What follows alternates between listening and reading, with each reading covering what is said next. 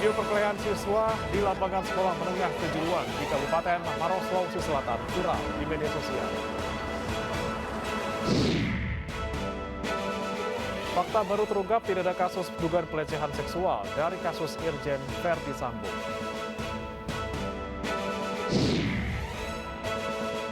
Perkuat posisi di Indo-Pasifik, militer Indonesia dan Amerika Serikat menggelar latihan gabungan di Sumatera dan Kalimantan.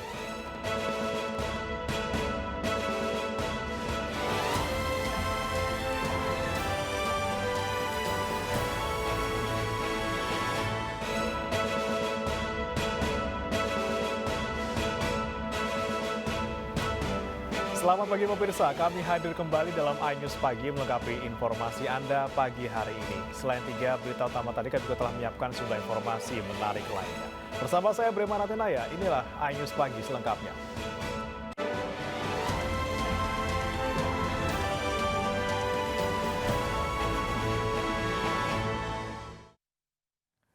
Kita mulai iNews Pagi dengan informasi sejumlah lapak pemulung di kawasan Menteng Dalam Tebet, Jakarta Selatan terbakar. Diduga penyebab kebakaran akibat pembakaran sampah yang menjalar ke sejumlah bedeng.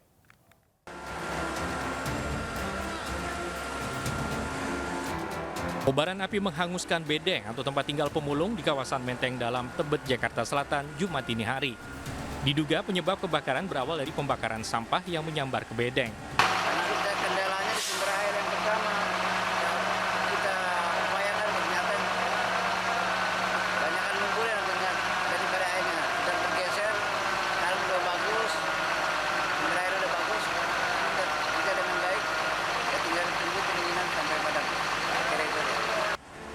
Api baru dapat dipadamkan setelah 8 unit mobil damkar dikerahkan. Tidak ada korban jiwa dalam insiden ini. Dari Jakarta, Rio Manik, iNews melaporkan. Sebuah mobil box menabrak truk trailer yang membawa asbes di jalur Pantura, Gebang, Cirebon, Jawa Barat. Kecelakaan diduga akibat sopir mobil box mengantuk.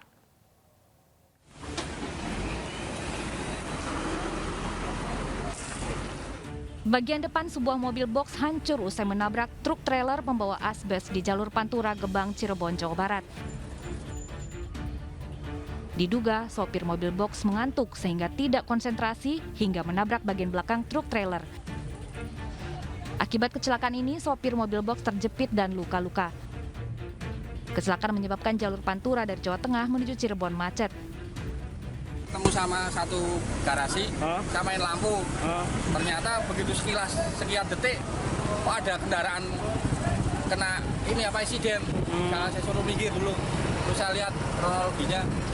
Bapak ini nabrak apa ini? Mobil mana? Kurang tahu Pak, ini muatan seperti kayak Alfamart, Indomaret gitu ya. Setelah setengah jam, personil dari Polsek Gebang tiba di lokasi dan mengevakuasi sopir mobil box. Sopir kemudian dibawa ke rumah sakit terdekat dan mobil box dievakuasi ke pinggir jalan. Dari Cirebon, Jawa Barat, Toy Skandar, iNews melaporkan. Diduga menghindari sepeda motor dari arah berlawanan, truk trailer pengangkut minyak goreng terguling di kawasan Jalan Pelabuhan Belawan, Kota Medan, Sumatera Utara kemarin siang. Beruntung sopir dan kernet melompat hingga tidak terjepit badan truk yang rusak parah.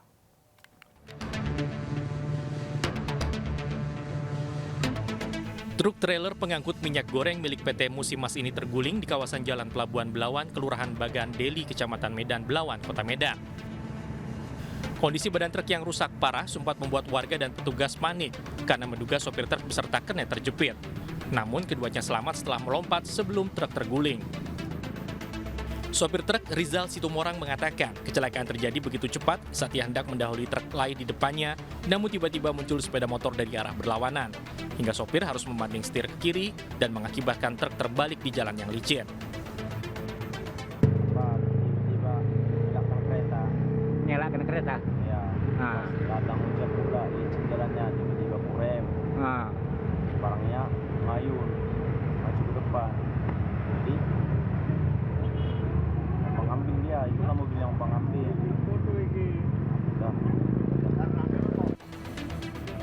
Akibat peristiwa ini sempat terjadi kemacetan lalu lintas selama 1 jam. Sementara kasus kecelakaan ini telah ditangani petugas Atlantas Polres Pelabuhan Belawan. Dari Medan, Sumatera Utara, Yuda Bahar, iNews melaporkan. Rombongan pengendara motor gede yang melintas di Jalan Yogyakarta Wates kilometer 26 menabrak pengendara motor hingga terpental 10 meter. Kejadian itu terekam kamera pengawas.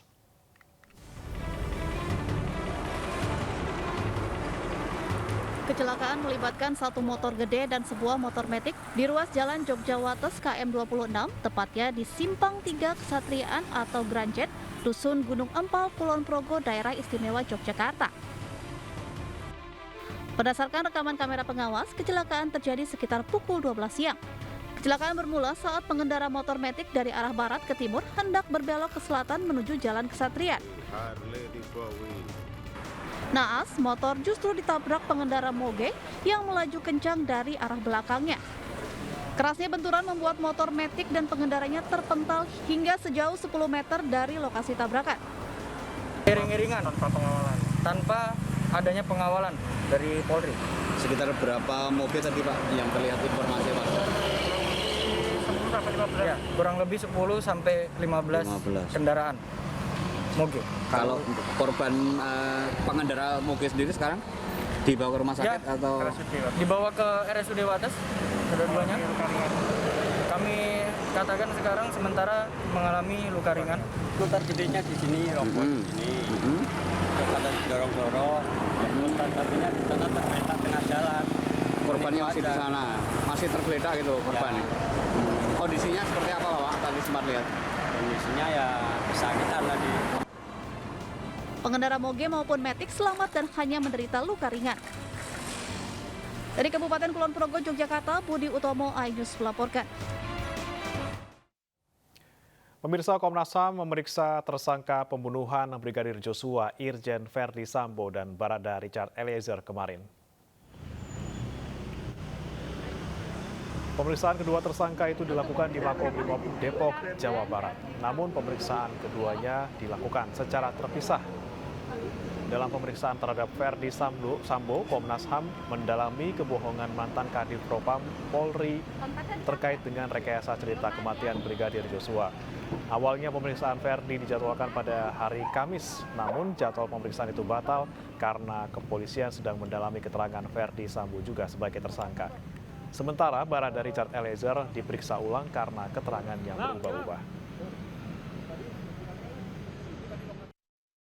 Dalam permintaan keterangan atau pemeriksaan tersebut, ada beberapa hal yang tadi kami dapatkan. Pertama adalah pengakuan saudara FS bahwa dia adalah aktor utama dari peristiwa ini.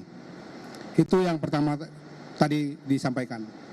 Yang kedua, dia mengakui bahwa sejak awal dialah yang melakukan langkah-langkah untuk merekayasa, mengubah atau mendisinformasi beberapa hal sehingga pada tahap-tahap awal misalnya yang terbangun konstruksi ceritanya atau peristiwanya tembak-menembak kan begitu. Tapi kemudian tadi diakuinya itu adalah hasil rancangan dia sendiri dan dia mengakui bahwa dia bersalah dalam tindakannya yang merekayasa itu. Istri Verdi Sambo, Putri Chandrawati, batal diperiksa oleh Komnas HAM karena kondisinya yang masih belum stabil.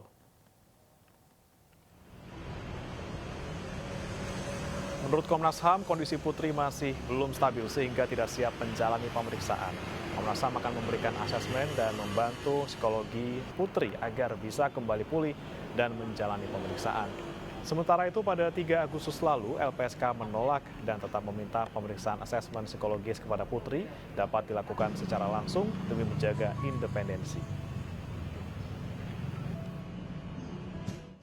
Untuk pemeriksaan Bu PC karena memang membutuhkan situasi yang khusus, karena kondisinya juga khusus, makanya kami Komnas Perempuan dan Bu Sandra akan nangani itu. Dan saya akan koordinasi dulu dengan mereka, apakah hari ini ada agenda pemeriksaan. Tapi kalau yang di kami, Barada E sama Pak Irjen Verdi Sambo, permintaan dari psikolognya, menurut psikolognya, Ibu P masih terguncang. Ibu P lebih merasa nyaman diperiksa di rumah, tidak apa-apa. Tapi yang menjadi catatan, pemeriksaan kami independen, pemeriksaan kami mandiri. Jadi kalau ketika kami periksa, tidak boleh ada orang. Keluarga Brigadir Joshua meminta istri Irjen Verdi Sambo buka suara. Keluarga yakin Putri mengetahui motif pembunuhan anak mereka.